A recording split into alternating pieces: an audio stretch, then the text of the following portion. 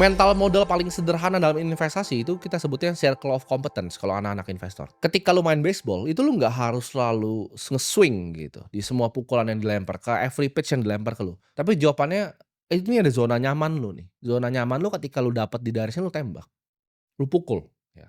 Jangan bohongin diri sendiri, lu ngerti apa yang lu nggak ngerti. Contohnya seperti gua minggu lalu ditawarin, "Oke, ini ada startup AI begini begini begini, series B lu mau masuk nggak? Bareng ini, venture capital ada A, ada Andreessen Horowitz segala macam." Jawabannya gue jujur gue nggak mengerti, ya. Gue pengguna AI, tapi kalau gua disuruh bikin language model, gue nggak ngerti. Mulainya dari mana pun gue nggak tahu. Adalah gue belajar sedikit-sedikit dari course-nya Nvidia, tapi gue nggak ngerti jawabannya. Gue bukan expert di machine learning, gue bukan expert di artificial intelligence. Saya tidak mengerti, jadi gue nggak ikut investasi karena gue nggak paham cara bikin agentic AI itu seperti apa. Itu bukan circle of competence gue. Setiap kali gue investasi di apa yang gue tidak mengerti, 100% uang gue pasti kena bakar. Bro, ini ada startup ini pasti kebakar uang gue. Ini ada deal private equity begini, gue nggak ngerti, gue coba masuk, uang gue kebakar. Udah berkali-kali ini terjadi sama gue. Kalian harus paham, ya. Investasi itu mirip seperti seorang pilot. Kalau lu overestimasi kemampuan lu sendiri, itu ujung-ujungnya celaka. Lu terlalu ugal gitu, celaka.